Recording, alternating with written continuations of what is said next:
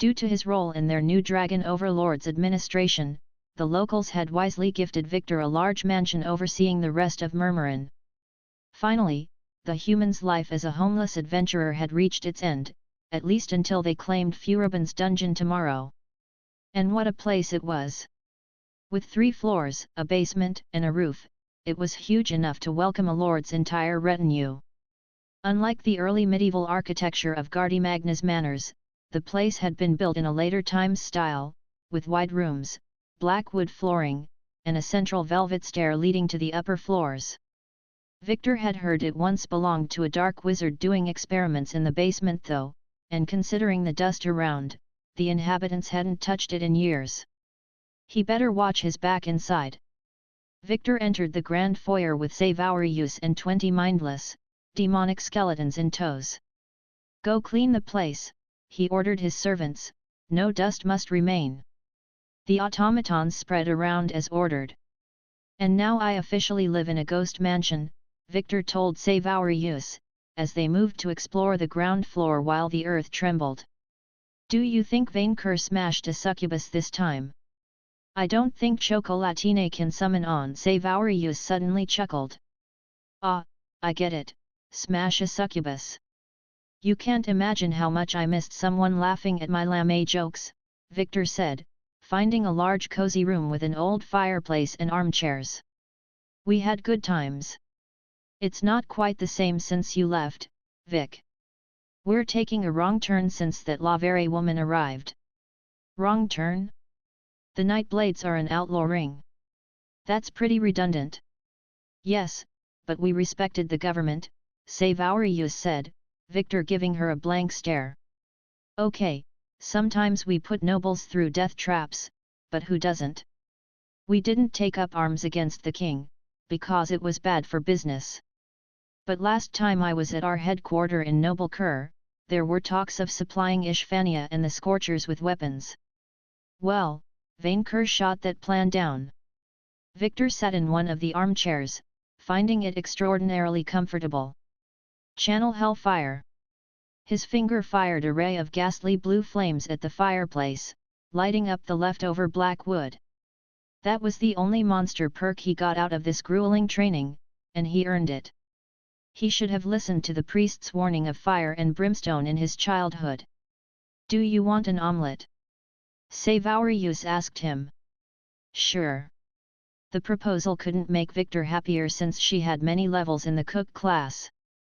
Other Nightblades had fought to the death over her meals. The reptile sat on the ground like a chicken. "Do you want me to go to another room?" Victor asked, embarrassed. "No, it's okay. I do it everywhere." Victor turned his eyes away from the sight still, finding a treasure chest in a corner of the room, overflowing with gold. "Yeah, right. Just a chest." "Treasure," the disguised mimic barked. "Treasure." As if Victor would fall for it. "You know, most adventurers are wary of chests nowadays," the monster squire told the creature. "You should take the shape of a magic weapon, like a shiny sword, and you mustn't make a sound." The chest apparently understood, for it repeated, "Shiny sword? Treasure. Trust me, no adventurer can't resist the appeal of a big shiny sword, especially if set in a stone. You can understand mimics?" Savaurius asked him, rising up to reveal a large, ostrich-like egg under her clothes. "It is very difficult to make them behave. I think there are frying pans in the kitchen, and yes I can," said Victor, before shouting, "Minions! Minions!" A skeleton immediately rushed inside the room.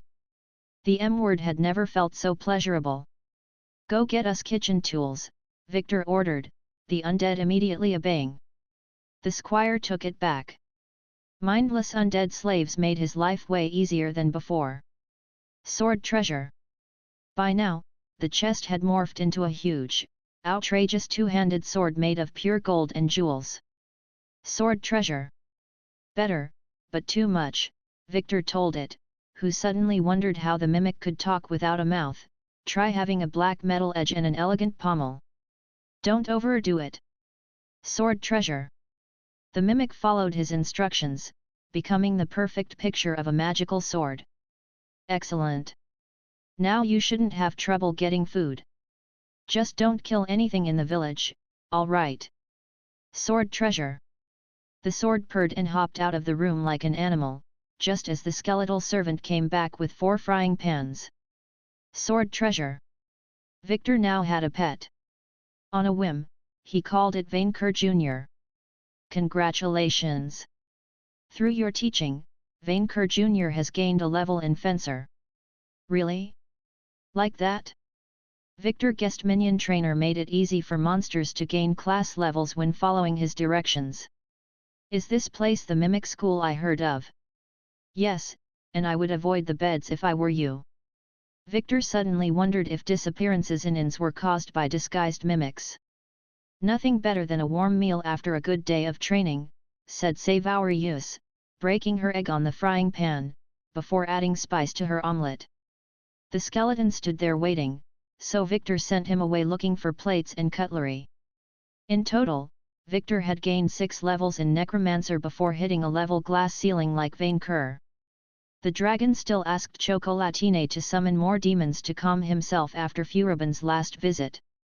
Victor still couldn't believe an ancient lich had nothing better to do with his time outside of pranking a dragon.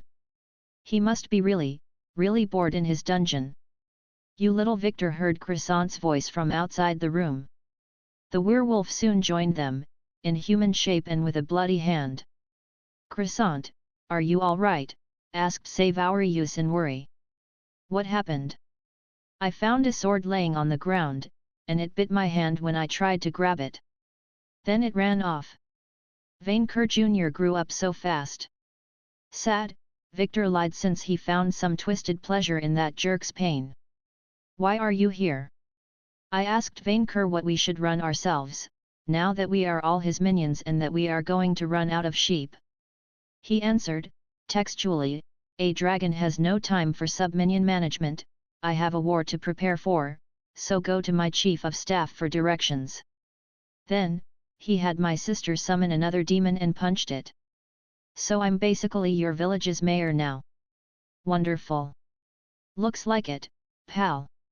Also, the Moon Man's followers are at the door, waiting for your final revelation.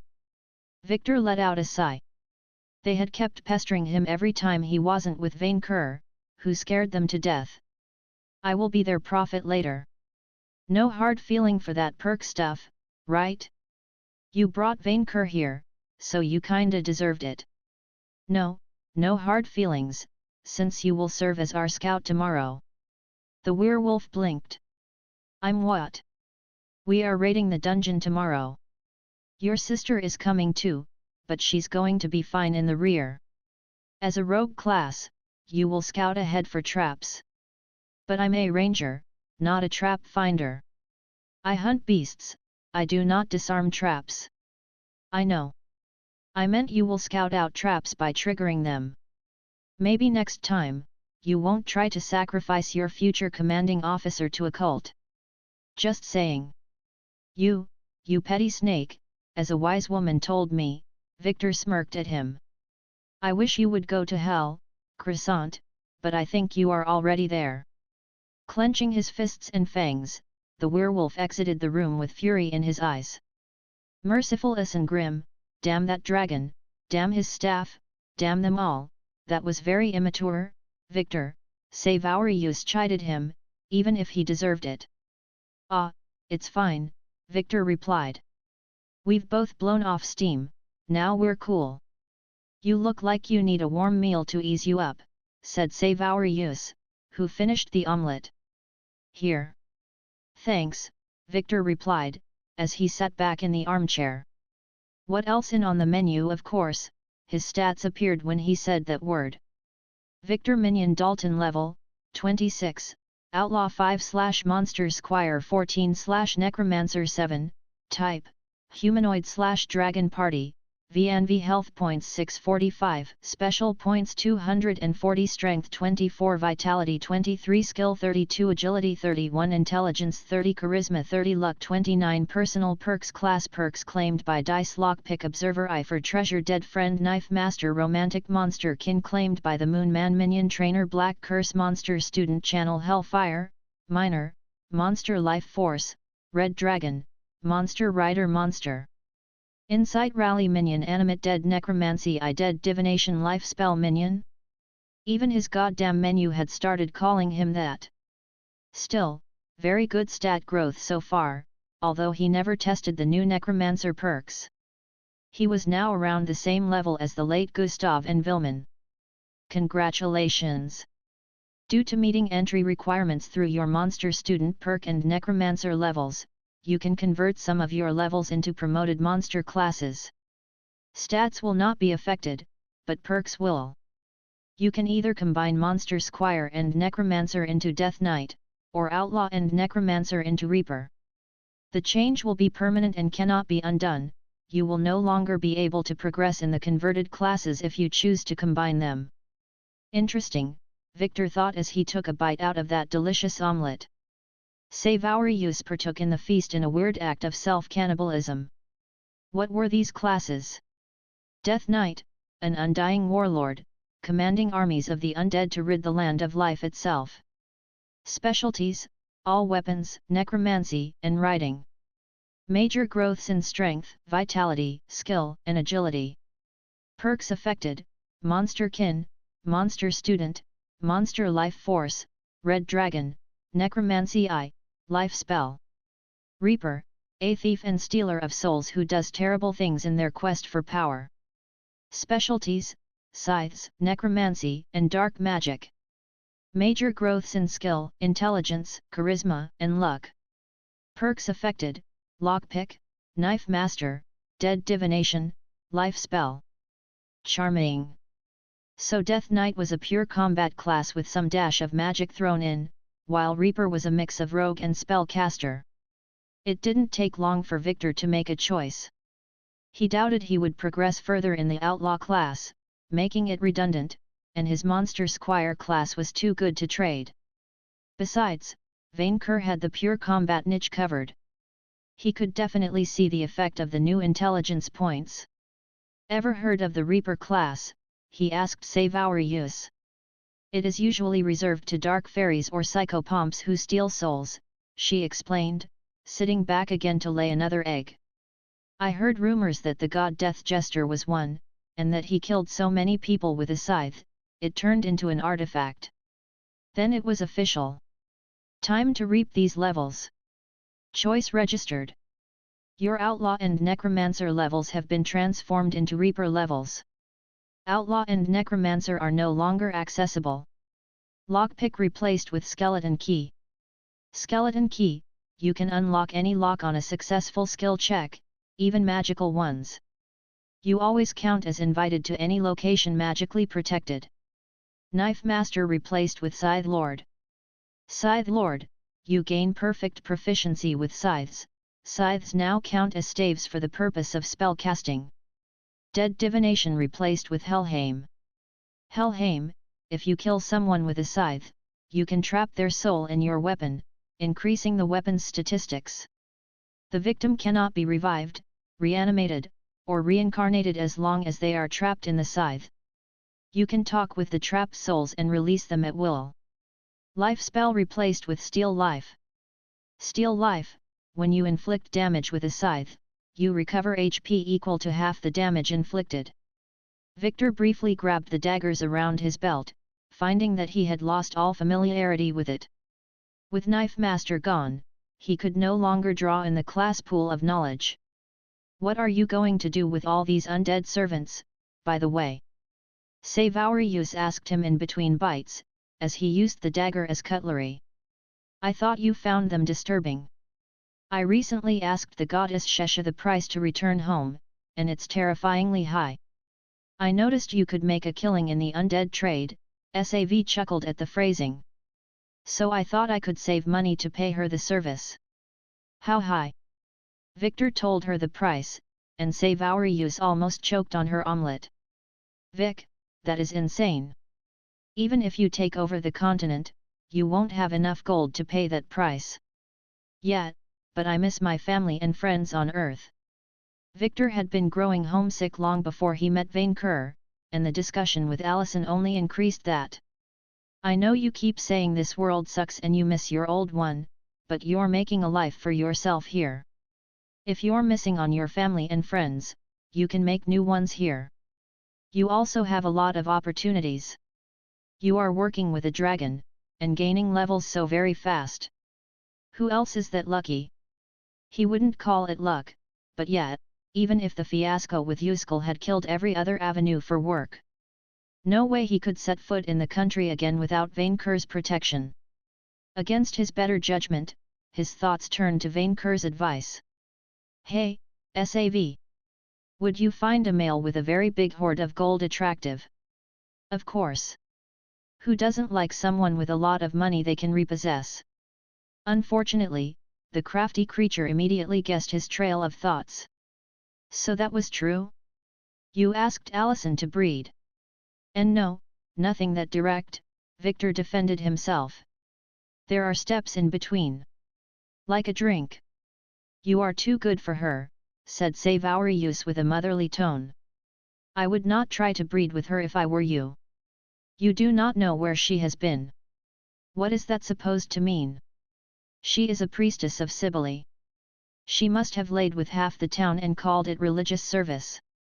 That meant. I knew it.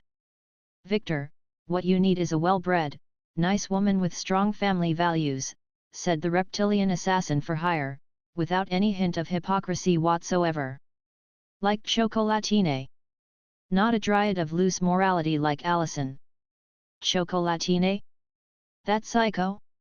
She had fed some of the demon's flesh to pigs hoping they would grow fatter on it. My religion does not allow love triangles. Someone knocked on the room's window, Victor glancing to notice the Kalmar priest right behind. With a sigh, he rose from his chair and opened the window. Yes. Oh, prophet of the moon man. The priest had gathered the entire congregation outside. Please deliver unto us the final revelation, don't ask them to bring you virgins, don't ask them to bring you virgins. Victor stopped himself, realizing that he had a unique occasion to tame a dangerous cult. Even if their master forbade human sacrifices, they might interpret his command with violence and zealousness. Bring, the priest picked up. Bring love and friendship to all, for we are all the children of the moon man. That sounded less cheesy in his mind. There. You have the final revelation. The cultists exchanged glances. Did Thulgather meant to bring love in the figurative sense? One werewolf asked the Kalmar priest. I believe it must have been literal. As in, you must love your neighbor as you would love your wife. Or maybe it meant guys, Victor interrupted their theological debate, on your way out, can you ask Barnabas to forge me a scythe for battle? A really cool scythe, but not a scary one. No skulls motif. We shall, prophet. Now, I was saying, I think it meant we must open the full moon orgy to everyone. Victor closed the windows, leaving them to their religious debate and sliding back in his chair. He hoped it would work well. Now that he had some free time and a belly almost full, he brought out the iPad, intent on exploring its content while eating. Savaurius observed the Apple product with envy. Is that, you recognize it? The Nightblade's leadership was looking for it. Victor glared back at her. I wasn't sent here for it, so I'm not going to steal your stuff, Vic. Better. While she was a friend, he had already seen it wouldn't matter if her life was at risk. Victor looked into the various file folders, finding schematics for various kinds of planes. Nothing extraordinary, but valuable in an early Renaissance world. The previous owner must have worked in aeronautics. The name of the most encrypted, restricted folder though? Lockheed Martin Corporation. Yet, Victor now knew why so many people wanted it. How did it end in Hadamare, though?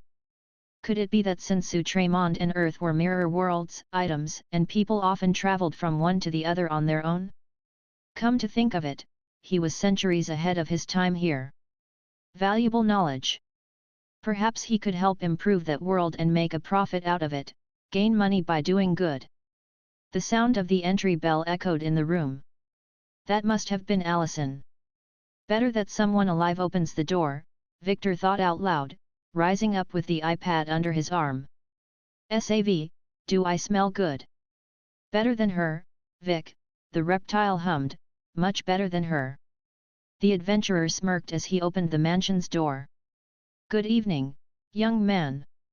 Furubin smirked back with a dark glow in his empty eyes. "You have something that belongs to my master, or so I heard."